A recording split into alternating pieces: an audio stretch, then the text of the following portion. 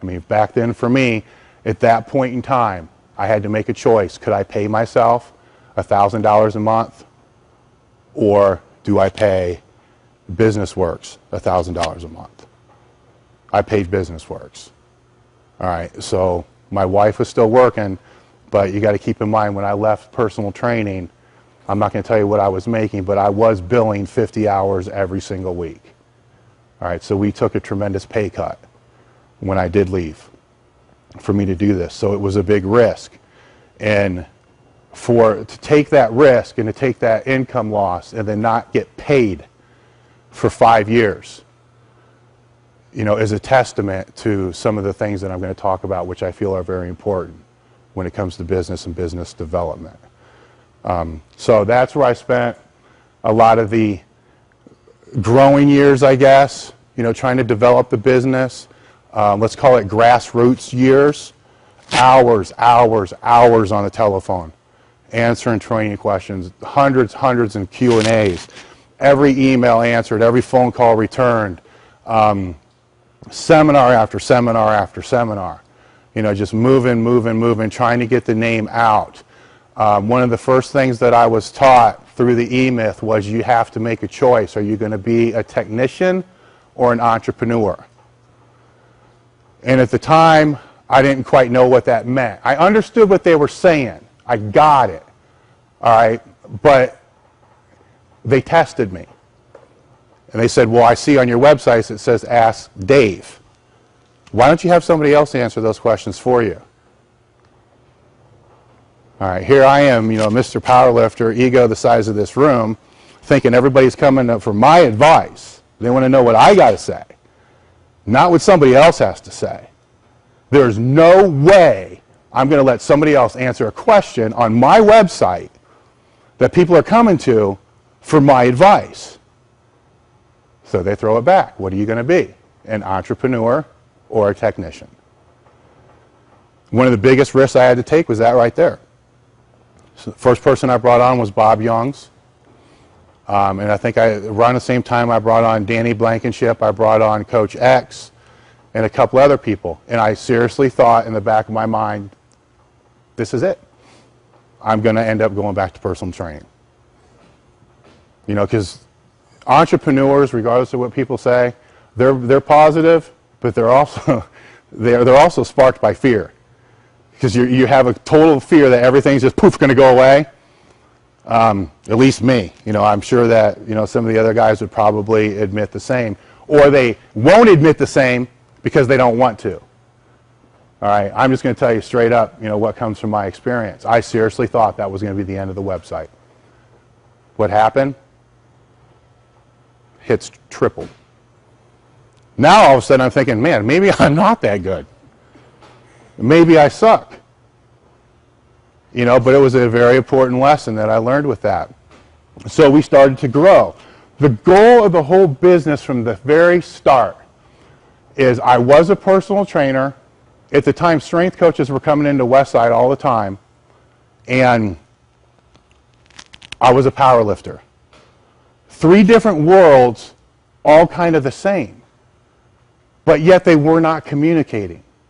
Powerlifters weren't going to listen to strength coaches because they've never lifted any weight. They don't know how much can he squat. You know, what's he bench?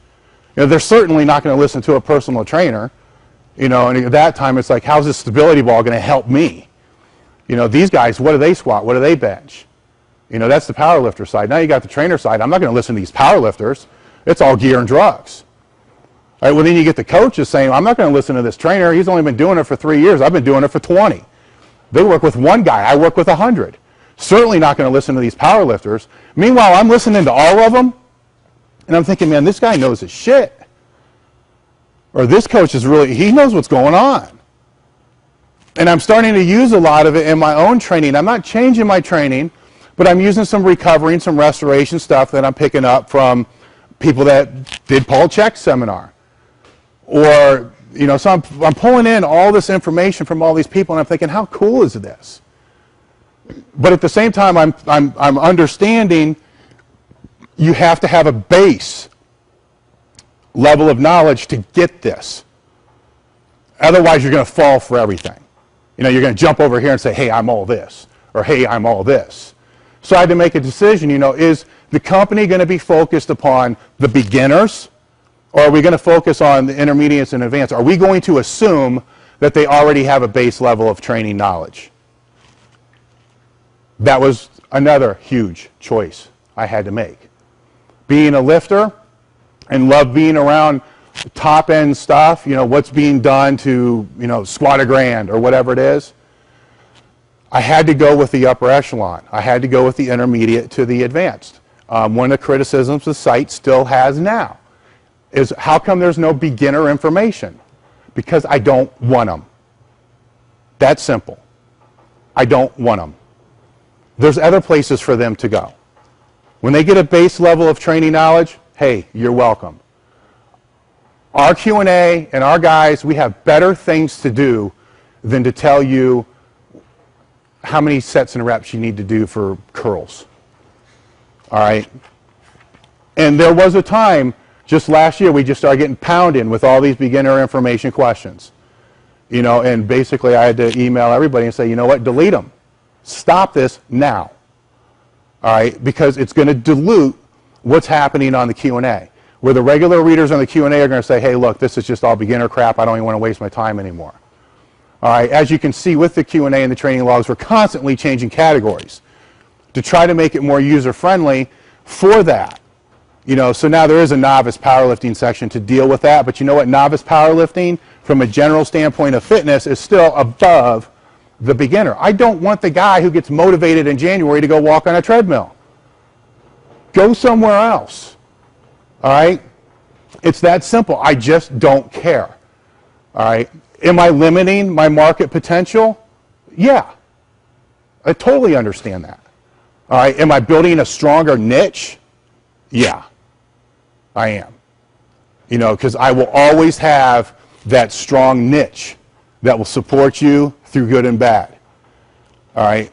Because it's like, man, you were there to help me when I first benched my first 500 or whatever it's going to be. You know, all the way up through, and not, I don't want to say selling out, because I don't think companies ever really sell out. I mean, how can you sell out but end up making twice as much money? That's called cashing in, not selling out. All right. Now, you can sell out your values and principles, which I'll talk about. Then we moved into the small business. We got big time. Found a location downtown. This place, right there. I had gym equipment in my garage, because when you sell equipment, you have prototypes. Well, I had to move that out, so the equipment went in the front half of the building. That was my office in the second, and then the warehouse was about the size of the bathroom back there, which was behind that. Water leaks, everything else. $400 a month. Couldn't afford it at the time. All right, that was another one of those things. Do I pay myself or do we move out? Big thing I didn't realize, and business is a learning process. Like, this is cool. We got to move. We got to do this if we're going to grow. You know, and at the time, Tracy was working and doing the books, and she'll be here later. And I'll get into some questions with husband and wife relationships as far as business as well, and I will discuss that some. There we go. So we're in there. I'm all jacked up. I'm like, cool, we need to move the cable over.